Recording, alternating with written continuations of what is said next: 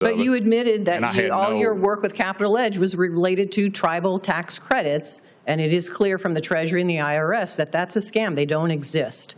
But yet you were referring those. In fact, you said how many tribal, in response to the question, how many tribal tax credit referrals did you work on for Capital Edge and White River? And you responded less than 10 close friends and acquaintances to Capital Edge. So you did refer tribal tax credits to individuals, correct? I referred them to Capital Edge Strategies, yes.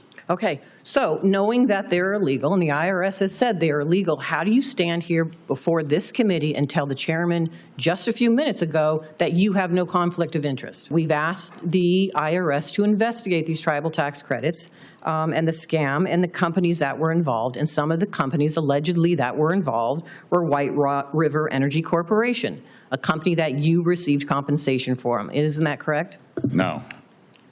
Yes or no? I did not receive compensation from White River. So all my work was for Capital Edge. I've said several times, I met anyone in White River. I don't know anyone at White River. I simply referred to Capital Edge, where the credits came from or how that works. On your financial disclosure statement, you disclosed $65,000 in income from referral fees from Capital Edge Strategies, correct?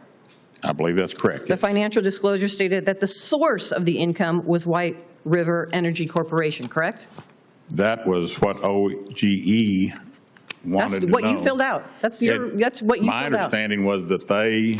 So let me just say, I can only go with what you gave me. And this Pardon? is the I can only go with the information, the facts that you gave me. That's what you filled out. So my question to you is, if you don't think it's a conflict that you peddled in the scam as the IRS commissioner, then how can you sit here today and to say there's no conflict, knowing now that there's an investigation underway with the IRS and we're asking them to look at this scam and it may involve a company that you were affiliated with?